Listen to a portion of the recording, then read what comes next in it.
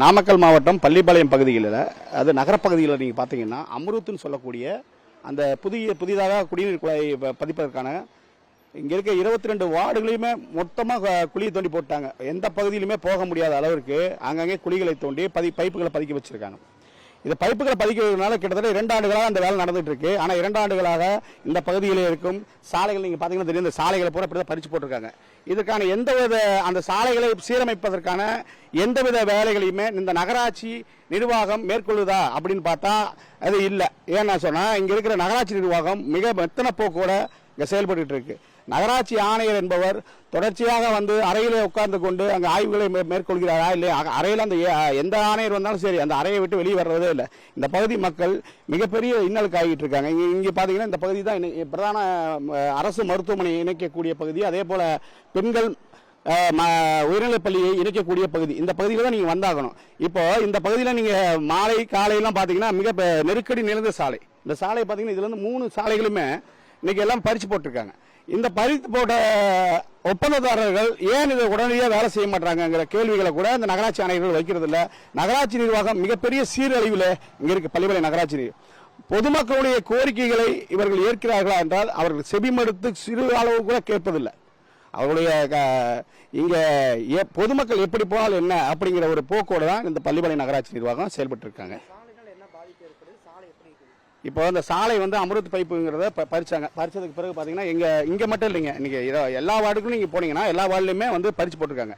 இந்த பகுதியில் வந்து நீங்கள் வாகனங்கள் இருசக்கர வாகனங்கள் அங்கங்கே வந்து பறிச்சு போட்டதுனால இங்கே வந்து இதே இந்த பகுதி பூராமே கீழே விழுகக்கூடிய நிலவு தான் இருக்குது. இப்போ குழந்தைகளை கூட்டிக் கொண்டு செல்றவங்க, மருத்துவமனைக்கு வரவங்க எல்லாமே கீழே விழுகக்கூடியவங்களா சூழல் தான் இருக்குது. அதே போல் பார்த்தீங்கன்னா காவிரி அரசு பகுதியில் கிட்டத்தட்ட 2 ஆண்டுகளாக பல்வேறு விபத்துகள் நடந்துமே அந்த சாலைகளை வந்து காவிரி அரசு போகிற வழியில் இருக்க அந்த முக்கு பகுதியில் வந்து மிகப்பெரிய ஒரு அச்சுறுத்தலான பகுதியாக இருக்கு, விபத்து நடந்த பகுதியாக இருக்கு.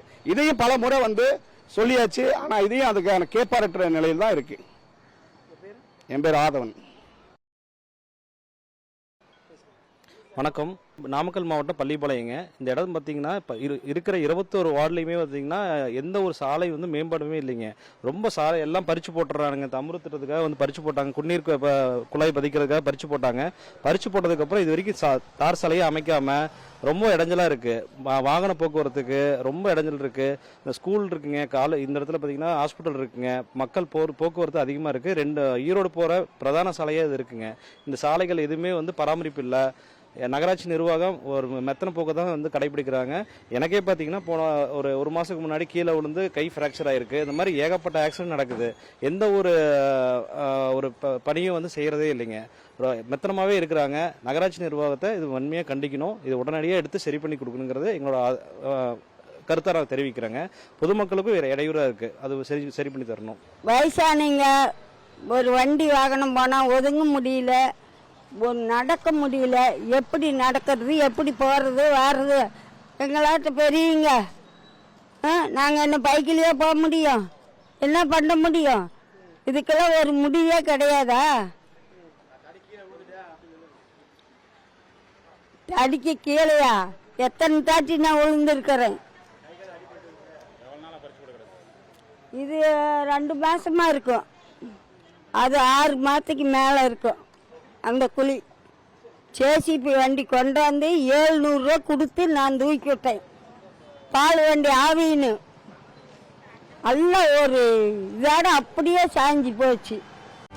செய்திகளை உடனுக்குடனும் துல்லியமாகவும் தெரிந்து கொள்ள சப்ஸ்கிரைப் பண்ணுங்க.